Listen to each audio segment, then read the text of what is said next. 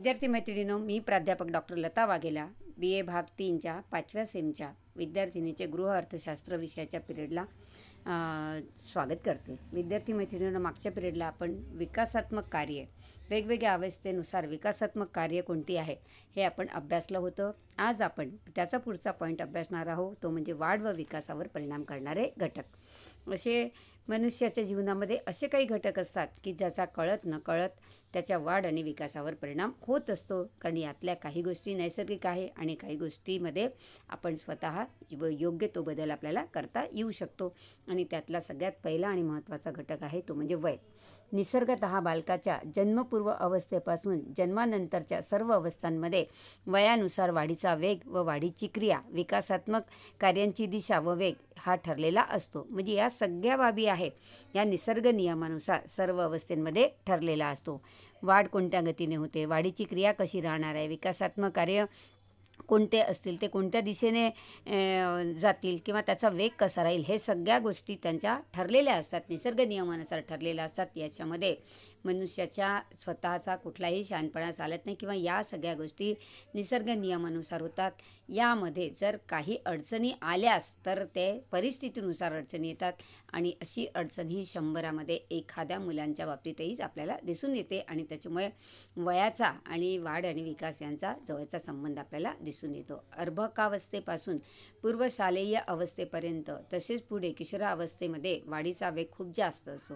आपण मागच्या पिरियडलाच पाहिलं विद्यार्थी मैत्रिणींनो की जन्मपूर्व विकासाचा वेग आणि जन्मानंतरच्या विकासाच्या वेगामध्ये 0 ते 6 वर्ष हा भविष्य कालाच्या दृष्टिकोनातून पायाभरणीचा काळ आहे, असं आपण विकासाचं एक तत्त्व मागच्या पिरियडला अभ्यासलेलं आहे. आणि त्यामुळे अर्भकावस्थेपासून पूर्वशालेय अवस्थेपर्यंत आणि त्यानंतर पूर्वशालेय अवस्थेपासून किशोरावस्थेपर्यंत शारीरिक वाढ आहे, ती शारीरिक वाढ खूप झपाट्याने होते.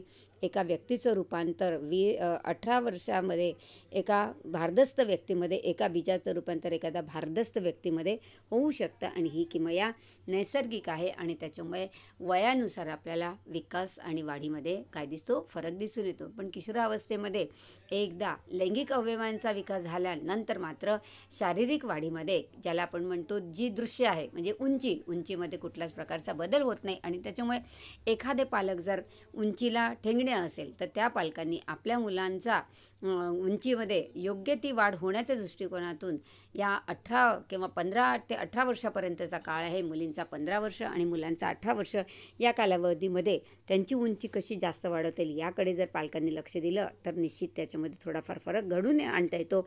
अन्यथा या उंची आहे या सगळ्या गोष्टी कशा आहे, अनुवंशिकतेने प्राप्त होणार आहे. आणि त्याच्यामुळे आईवडील जर ठेंगणे असेल तर मुलांच्या उंचीमध्ये विशेष वाढ होताना आपल्याला दिसून येत नाही. पण एखाद्या वेळेस त्याचे आजी आणि आजोबा हे जर उंच असेल तर एखाद्या वेळेस अनुवंशिकतेनुसार एखाद्या पिढीमध्ये तशा प्रकारचे लक्षणं आपल्याला दिसून येतात की आईवडील जरी उंचीला कमी असले तरी मुलं आणि मुली मात्र आजी आणि आजोबांच्या अनुवंशिकतेवर जातात आणि त्यांच्या उंचीमध्ये आपल्याला बरीच तफावत दिसून येते. किशोरावस्थेच्या शेवटी व प्रौढावस्थेच्या आरंभापर्यंत वाढ पूर्ण झालेली असते. साधारणपणे किशोरावस्थेचा शेवटचा कालावधी आणि प्रौढावस्थेची सुरुवात या कालावधीमध्ये जी काही उंची वाढायची असेल, जो काही शरीराला आकार प्राप्त व्हायचा असेल तो पूर्णपणे झालेला असतो. नंतर मात्र त्यामध्ये कुठल्याच प्रकारचा बदल होत नाही. आणि त्याच्यामुळे ही जी वाढ आहे ही शारीरिक वाढ ही साधारणपणे प्रौढावस्थेच्या आरंभापर्यंत पूर्ण होते. कारण या अवस्थेमध्ये लैंगिक अवयवांची वाढ होते आणि लैंगिक अवयवांची एकदा वाढ झाली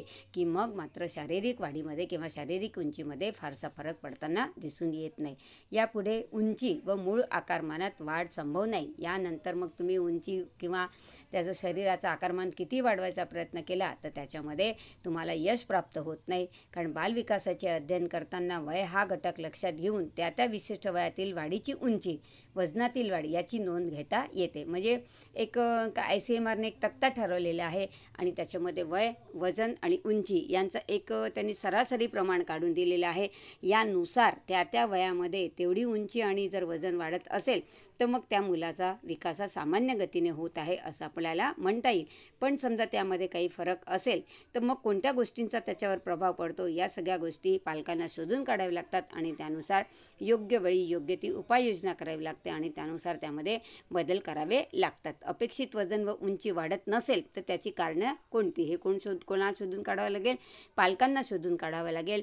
म्हणून वयोगटानुसार अपेक्षित उंची व वजन हे माहिती असणे आवश्यक आहे. म्हणजे प्रत्येक पालकाला किंवा संगोपनकर्त्याला हे माहिती असायला पाहिजे की कोणत्या वयामध्ये किती उंची असायला पाहिजे आणि या उंचीला अनुसरून किती वजन असायला पाहिजे. वजन आणि उंचीचा जर रेशो संगोपनकर्त्याला माहिती असेल तर मग मात्र त्या मुलांचा उंची आणि वजनामध्ये योग्य तो फरक होत आहे की नाही हे पालकांना पाहता येतं. होत नसेल तर त्यामध्ये योग्य ते बदल त्यांना करता येऊ शकतात आणि या दृष्टिकोनातून विकासाच्या या पहिल्या तत्त्वाचा आपल्याला या ठिकाणी विचार करता